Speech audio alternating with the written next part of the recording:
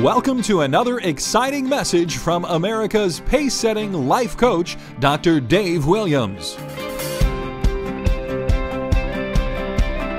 After more than 30 years of leading a flourishing church and overseeing the establishment of over 500 growing daughter churches in America, Africa, and Asia, he has the first-hand experience that will help you succeed and be fruitful in your life's calling, whether in ministry or marketplace.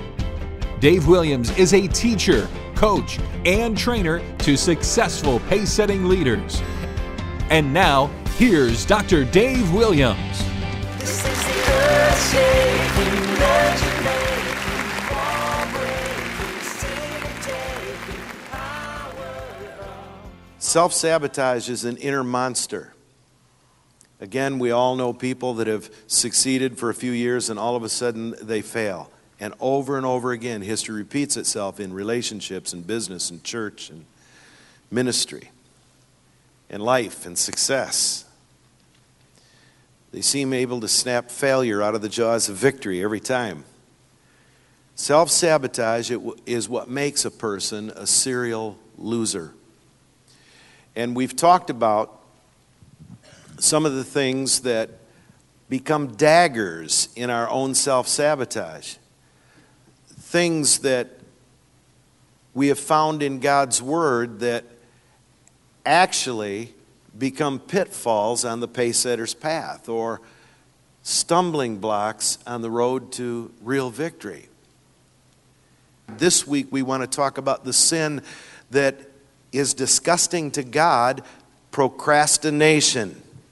A farm boy accidentally overturned his wagon load of corn in the road, and a farmer that lived nearby came to investigate, and he said to the boy, "Hey, Willis, forget your troubles for a spell and come on and have dinner with us. Then I'll help you get your wagon back up." "Well, that's mighty nice of you," Willis answered, "but I don't think Pa would like me to." "Oh, come on," insisted the farmer. "Well, okay, but Pa won't like it," the boy finally agreed. After a hearty dinner, Willis thanked his host, said, "I feel a lot better now, but I just know Pa is going to be real upset." "Oh, don't be foolish," exclaimed the neighbor. "By the way, where is your Pa?"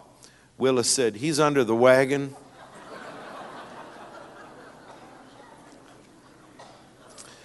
That's kind of like procrastination. I want to read for you a couple of scriptures. Luke 14, verses 16 to 27. This is Jesus speaking. "A man prepared a great feast and sent out many invitations. While the banquet was ready, he sent his servant to tell the guests, 'Come, the banquet is ready.' But they all began making excuses.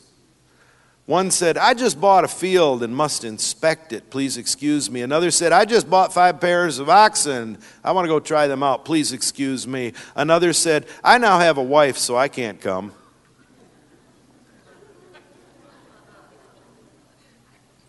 The servant returned and told his master what they had said. His master was furious and said, 'Go quickly into the streets and alleys of the town. Invite the poor, the crippled, the lame, the blind, and the lame.' After the servant had done this, he reported, 'There's still room for more.' So his master said, 'Go out into the country lanes and behind the hedges and urge anyone you find to come, so that the house will be full. For none of those I first invited will get even the smallest taste of my banquet.' Well, I'll come to church as soon as I finish my education. Well, I'll get right with God as soon as my wife gets right with God." They made excuses, one thing after another. "Well, I'm buying some property, so I can't be at the banquet."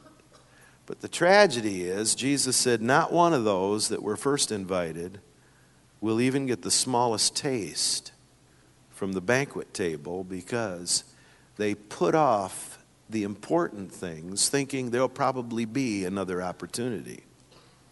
Proverbs 15, 9, and 10, "A life frittered away disgusts God." That's why I say procrastination is the sin that disgusts God.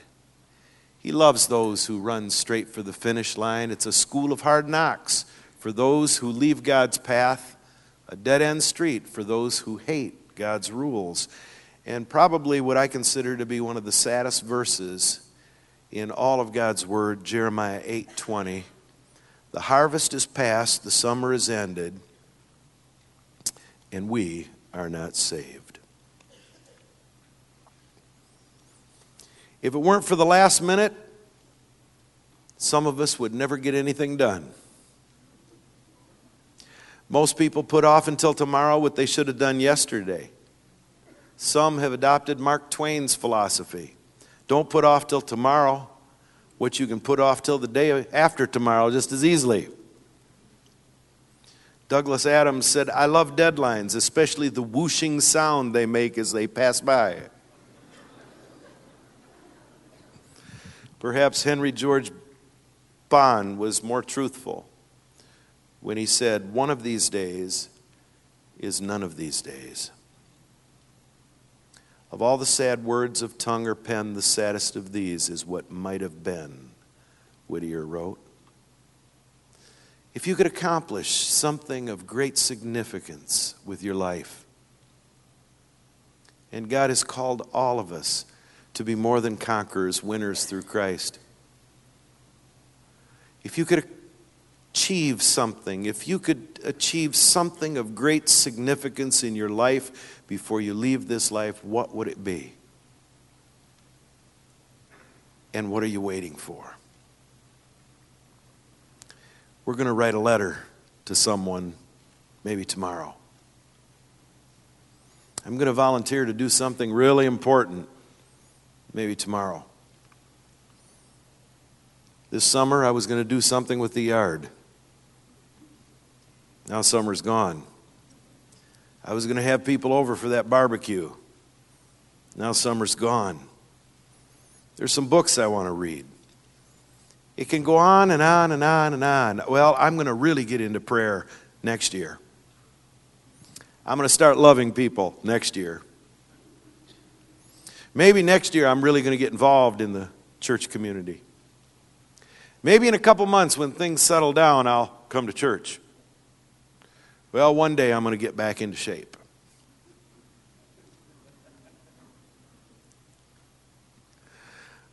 One day I'm going to get my finances in order. One day I'll find my ministry and start serving God. A life frittered away disgusts God. What is procrastination? The dictionary says it's to put off doing something, especially out of habitual carelessness or laziness. Sunday school teacher was talking about sins of commission and sins of omission. She said, children, sins of commission are when you do something that you know is wrong and you do it anyway. Now, can anybody tell me what sins of omission are? The little boy raised his hand and he said, yeah, I think those are sins that you wanted to do, but you never got around to doing them.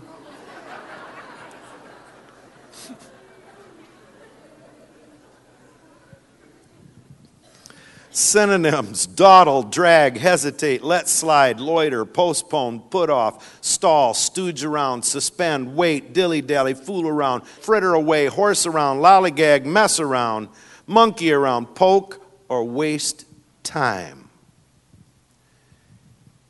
Even psychologists and psychiatrists now have found that there is a type of avoidance behavior that they're labeling as chronic procrastination, and they're finding that many chronic procrastinators have also, in addition, internet addiction.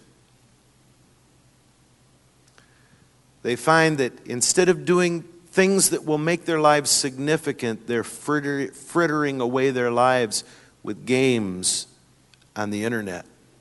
Procrastination fills us with anxiety, a low sense of self-worth, and builds within us a self-defeating mentality.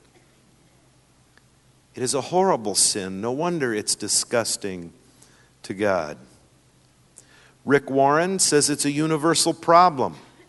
Most of us know what needs to be done, we just put it off. The problem with procrastination is that it becomes a way of life, a lifestyle. The more you do it, the better you become at it. Gloria Pitzer says this, procrastination is my sin. It brings me nothing but sorrow. I know I should stop it. In fact, I will tomorrow. There's even a website somebody introduced me to called www.despair.com. It gives calendars and note cards and posters to hang around the workplace, and they look like those success motivation posters, only they have different sayings like none of us is as stupid as all of us. Meetings. And they've got one on procrastination. It says, procrastination, hard work pays off over time, but laziness pays off now. Scratch that. Procrastination can be a persistent and debilitating disorder. It's not just the thief of time, as Ben Franklin said. It's the thief of life. Procrastination is a life-sucking parasite. And many of us have this parasite ever growing on our lives. Martin Luther said, "How soon, not now, becomes never." Someone else said, procrastination is the grave in which opportunity is buried. Procrastination is suicide on the installment plan. You know, a scholar years ago was going to write one of those little books on words of the Bible. And he searched the Bible to find the happiest word in the Bible, the saddest word in the Bible, the most urgent word in the Bible, the most disgusting word in the Bible. And when he came to the most dangerous word in the Bible, you know what he identified as that word? He said the most dangerous word in the Bible is tomorrow. That word is a thief that robs dreamers of their dreams, the talented of their greatest achievements. Tomorrow can be a very dangerous word. Now, how does procrastination sabotage us, since we're talking about self-sabotage? I read an article recently, 10 Things You Need to Know About Procrastination, by Hara Estroff Marano. And here's what she said. There are many ways to avoid success in life. Now, how many here want to avoid success in life? Not one hand. She said there are many ways to avoid success in life, but the most surefire just might be procrastination. Procrastinators sabotage themselves. They put obstacles in their own path. They actually choose paths that hurt their performance. The guy that turned around that shaving company, Victor Kayam, said, procrastination is opportunity's assassin. You recall the parable of the 10 virgins. They were all good girls. But 5 of them procrastinated. Well, we can get oil tomorrow. Let's not be too concerned about the oil in our lamps today. We can do it tomorrow. But what they didn't know was tomorrow didn't come. The bridegroom came at the midnight hour, and their lamps were out.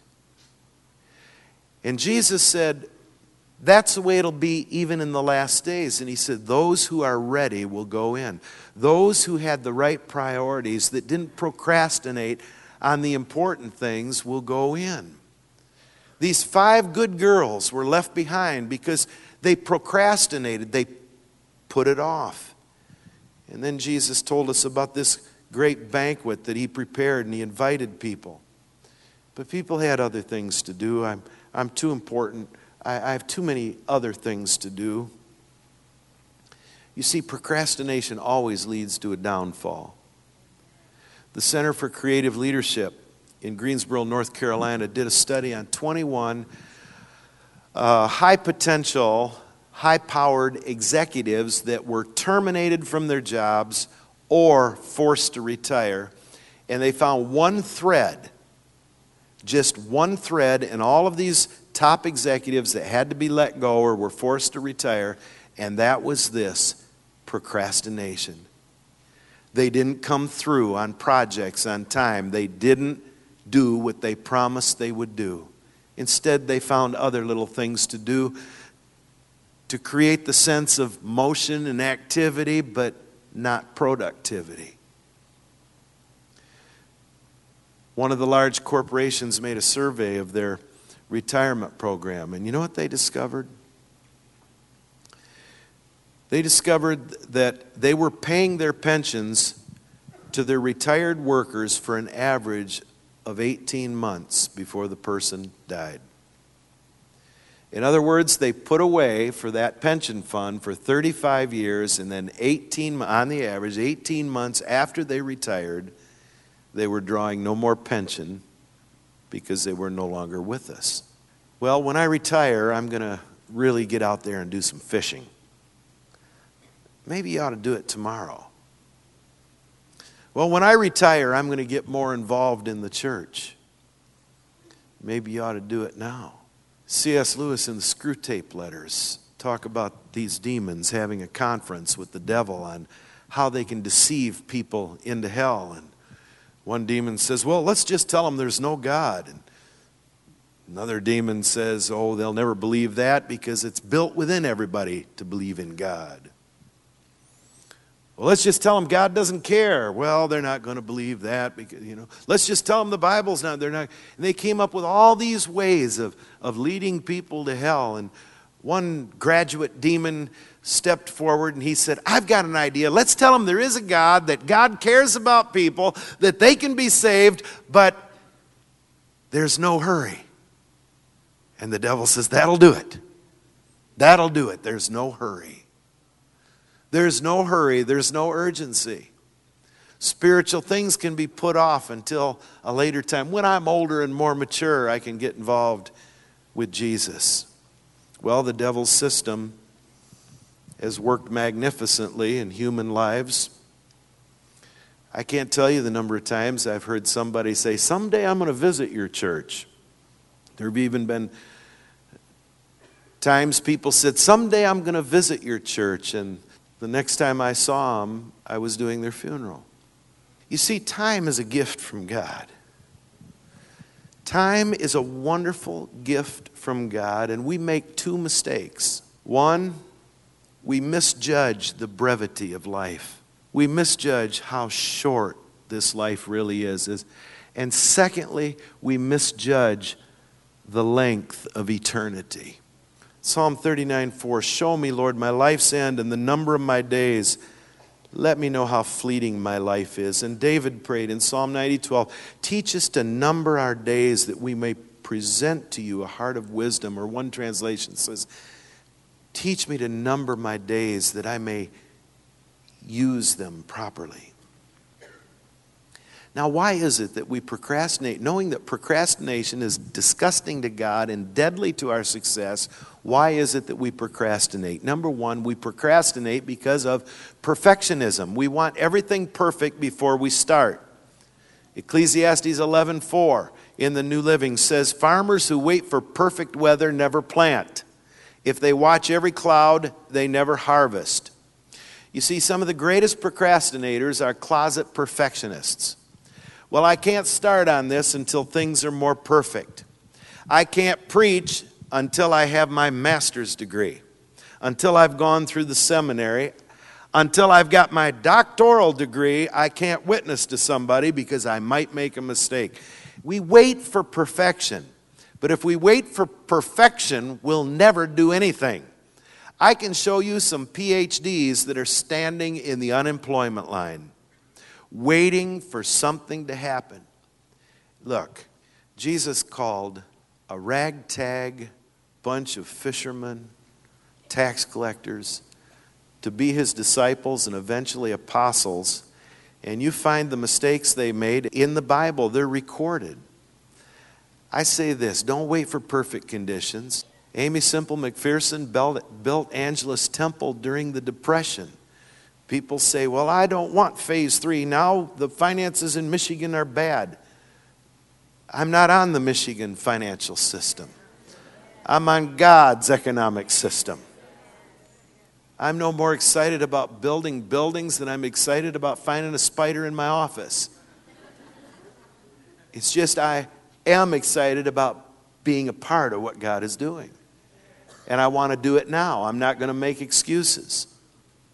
Even though it's not perfect conditions, we move ahead with what God has put on our hearts.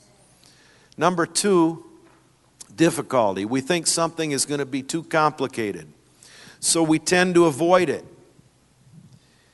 It's like God has called you to write a book or write a song or do some special music or be in the choir, to be in the orchestra, to put up there a 50-piece orchestra and a 200-voice choir. And God's calling you to be a part, but you know what? It just might be too difficult.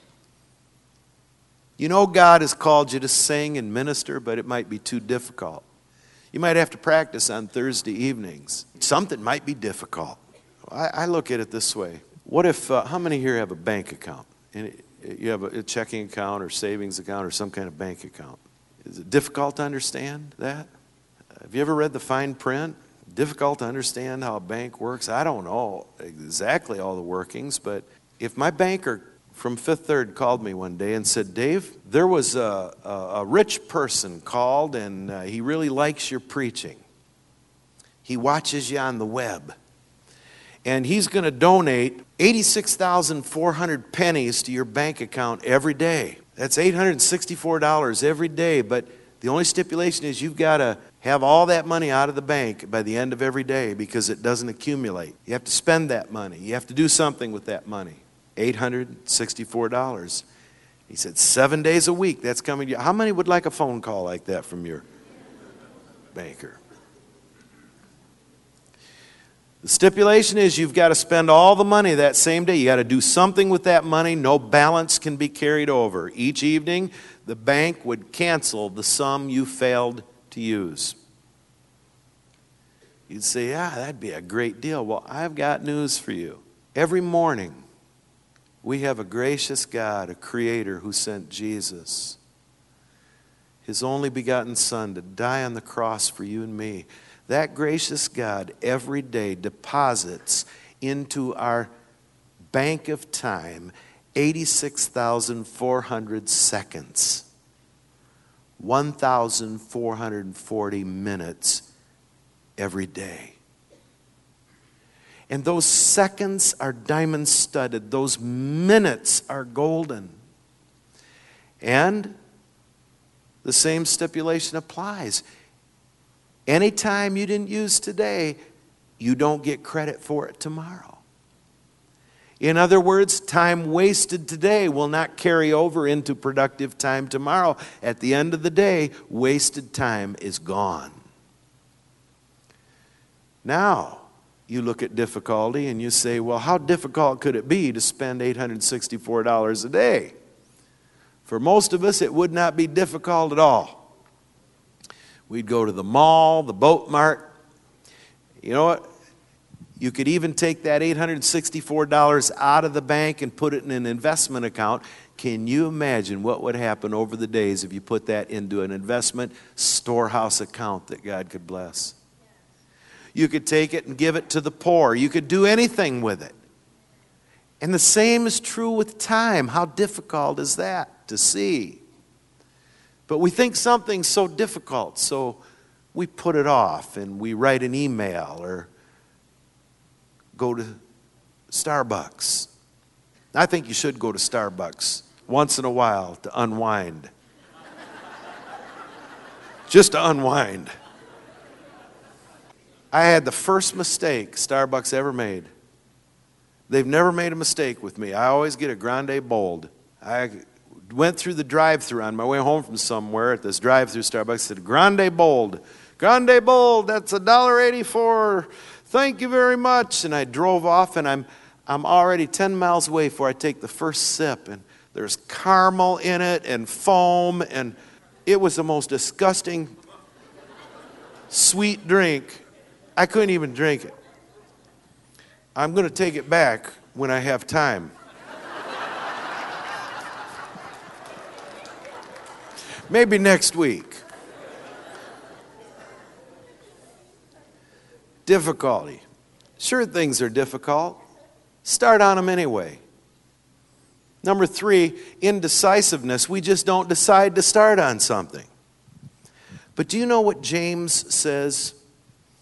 Now this goes back to difficulty and perfectionism. James 1:5-7, the Amplified Bible. If any of you is deficient in wisdom, let him ask of the giving God, who gives to everyone liberally and ungrudgingly without reproaching or fault finding, and it will be given him. Only it must be in faith that he asks, with no wavering, no hesitating. That is procrastinating, no doubting. For the one who wavers, hesitates, doubts, that is procrastinates, doubts, is like the billowing surge out at the sea that is blown hither and thither, or hither and thither, and tossed by the wind. For truly, let not such a person imagine that he'll receive anything he asks for from the Lord. Wow! This sin that disgusts God. He said, if you're a procrastinator, if you hesitate and doubt, and just don't make a decision based on the wisdom you've asked God for, he said you're not going to receive anything you ask for. Let's get busy. Number 4, it's too time consuming. Well, I need big blocks of time to do that. Rake the yard? I need a solid 2 hours, and I just don't have 2 hours in my schedule. You know what? 15 minutes of raking the yard might get you a little motivated. Maybe you'll even find a better way of raking the yard. Maybe if you use to the maximum your available resources for raking the yard, God will provide something bigger and better, like an automatic yard raking machine. I used to have an automatic yard raking machine. He's sitting right back there, Rocky Rockefeller. But it's time consuming. Prayer, for example. Well, I was taught that you must tarry with me 1 hour, that if you can't get an hour of prayer, it's not even worth praying. Because only after an hour do you get your breakthroughs, or can you pray through? Well, I know that extended period times of prayer are critical in our lives. And as our missionaries talked about intimacy with God, we want every believer to be intimate with the Father in heart-to-heart communion. And you say, I don't have an hour for a prayer meeting, or I don't have a block of 2 hours to dedicate up at the Global Prayer Center. But do you know, even small prayers are better than no prayers. And sometimes smaller prayers get heard by God quicker, because last week we learned about the guy with the big prayer. Oh, Lord, I thank you that I'm not like the common run-of-the-mill sinner. I tithe, I do this, I do that, blah, blah, blah, blah, blah, blah, blah, blah, blah, blah. One guy walked up, God, be merciful to me, a sinner. Jesus said, there's the one who had his prayer heard. I was reading about George Mueller, who ran that great orphanage in Europe, and he got saved. He lost 5 best friends.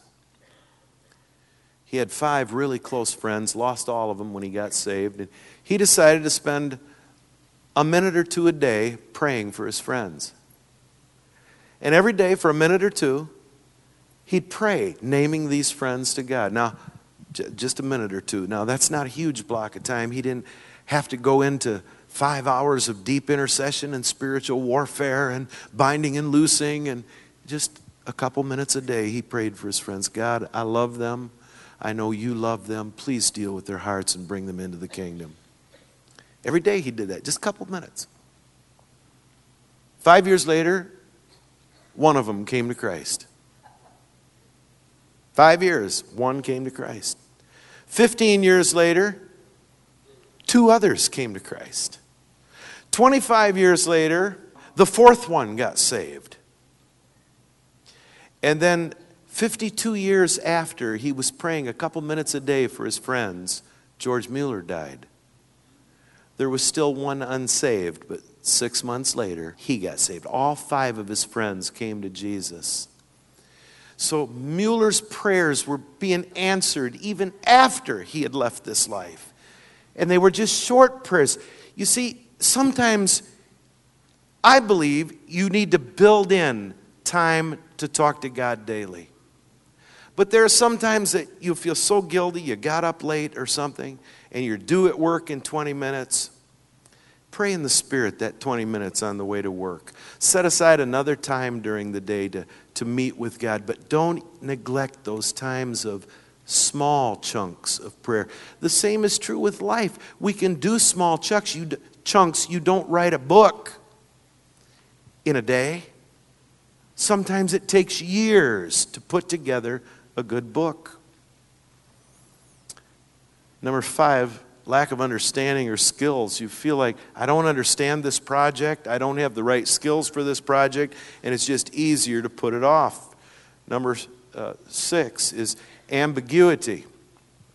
I don't like things that are unclear. I need somebody to give me step 1, step 2, step 3, step 4. Maybe you've had a dream of buying old rundown HUD homes or repossessed homes and fixing them up and renting them and selling them. And maybe that's been your dream. You watch those infomercials and you say, boy, yeah, that's what I'd really like to do. Something's in your heart to do it. But then when it gets right down to it, you don't understand all the fine print. You can't see how it's going to work out. And so you don't do anything.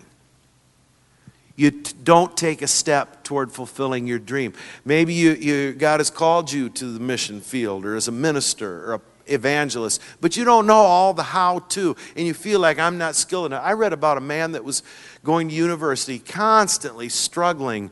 He knew he was called to preach, but he was constantly struggling about, I don't know enough about the Bible. I don't know enough. And so he got his ministry degree, his doctor's degree, and he just kept, engaging in debate over spiritual and theological things. And finally, one day it hit him. What am I doing? You know what I'm doing? I'm procrastinating the inevitable. I'm putting off the inevitable. God has called me and I'm making excuses. I'm not skilled enough. I don't know enough. There's too much ambiguity in this.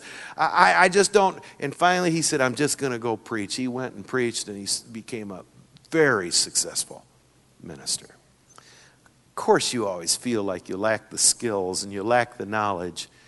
But you know where you start? You start where you start. When I started learning to fly, it was like a maze to me because I don't come from a family of aviators. And it was like a maze to me. Every knob was crazy. I landed the plane one time and I told my instructor, I said, something really funny happened. He said, what was that? I said, I pushed in the carburetor heat and all of a sudden the plane started going real fast and I took off again. He said, he thought about that for a minute. He said, oh, you hit the throttle, not the carburetor heat. It was. They're right next to each other on those Cessnas, and so, but so what? It's like a maze. What's this? What's it? Little by little. Little by little. You see, the children of Israel took over the promised land little by little. They didn't get it in one chunk. Little by little, they drove out their enemies. Little by little. And then they look back and say, look at all God has done. But they had to take it step by step. Don't wait until you've got all the skills and all the knowledge. Just have a heart for Jesus and get ready to do something. And then we have another cause, which I talked with my wife about yesterday, and that's fears. We have certain fears. What if I try to get off drugs and go through Teen Challenge and I fail? What if I go into a relapse or get sick if I come off these drugs? What if I open up to my wife and she makes fun of me? What if I try to get out of debt and it doesn't work? We play the what if game. What if I become a Christian and then my friends reject me? Fear feeds procrastination. But life holds defining moments. And those moments when God reaches through time and space and begins to deal with us directly and personally, that's the time to act. Because if we make an excuse now, there may not be that same opportunity presented, just as the people who were presented the opportunity to come to the feast made excuses, procrastinated, thinking, oh, there'll be another feast we can go to. Perhaps. Augustine said, God has promised forgiveness to your repentance, but he hasn't promised tomorrow for your procrastination. And then we have another reason we procrastinate, and I'm just going to give you a few more. And that is the compulsion to avoid reality. This is when it becomes a psychological disorder and you're messed up in the mind. It crosses over into things like internet addiction. I'm going to avoid reality and surf the web. Jesus said this, don't say 4 months and then comes the harvest. Behold, I say to you, lift up your eyes and look at the fields, for they're already white for harvest. In other words, don't mess around and say 4 months from now will be the time. Jesus said, look on the fields, now is the time. Another reason we procrastinate is anger, hostility.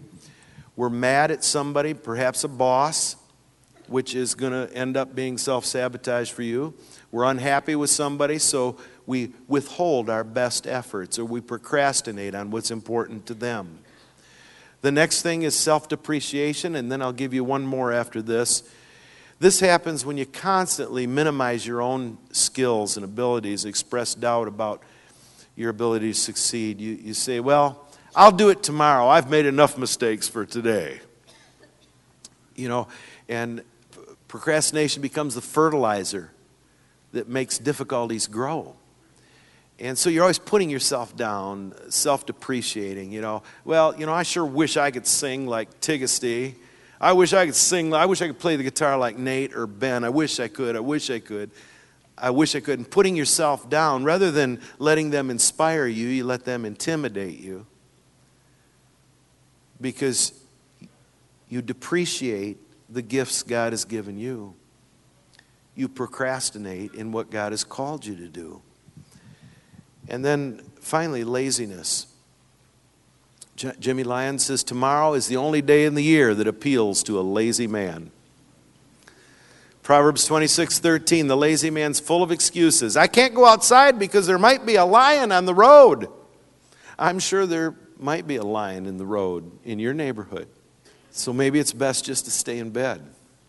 Many lives with precious potential are being frittered away with procrastination. You remember the story of the old recluse. He had a bad leak in his roof. When he was asked why he didn't repair the leak, he said, well, the sun is shining. There's no need to repair it. And then when it was raining, why didn't you repair that leak? He said, can't go up there and repair it now. It's raining. In other words, there's no good time to do it. Now you got to ask yourself a question. All of us do here today. If I had just a short time to live, if I knew that I had just a short time to live, what changes would I make in my life? Where would I start? What would I quit procrastinating on? The sad truth of life is we don't really have that much time. In fact, one study said if you subtract time for sleeping, time for work and other miscellaneous things, if you're 35 years old, you actually only have 500 days left of what you can decide to do with. That's if you're 35 years old. Take out sleeping, and which you have no control over, your job, sleeping, eating. You've only got 500 days left to choose what you're going to do with your life. That's if you're 35 years old. We don't have that much time. I'll talk more about this tonight. I'm out of time today. But Billy Graham, in one of his books, said years ago he had such a burden for Marilyn Monroe. Every time he'd pray, Marilyn Monroe would come to his mind. I'm sure she came to others' minds for other reasons, and one day he said, I can't put this off any longer. He called trying to get a hold of Marilyn Monroe, Norma Jean, and he got to her publicist and finally got as close to her as he could on the phone and said he wanted to make an appointment to see her to talk about eternity. He wanted to introduce her to Jesus. He saw how troubled and mixed up this girl was. And she didn't want to talk to him then, but she said she would make an appointment with him in 2 weeks.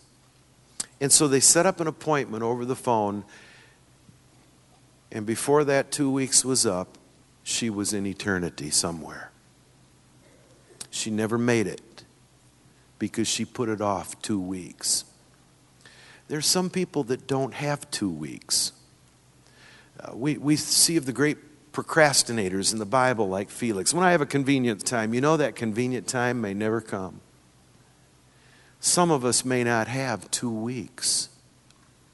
What are you going to do now to eliminate this deadly sin of procrastination, this sin that disgusts God, this sin that sabotages lives?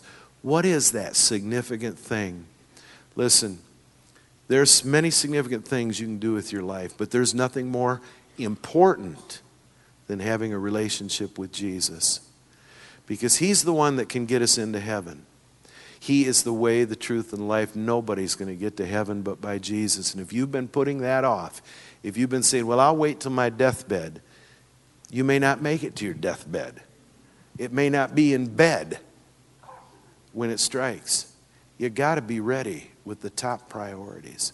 And the top priority is knowing that you're forgiven of God, everything is okay with your soul, and that you have a home in heaven, and you have that assurance, and that you've made your peace with God. That is top priority. So, how many of you would say, Dave, I've identified some areas of procrastination in my life? Raise your hand way up high.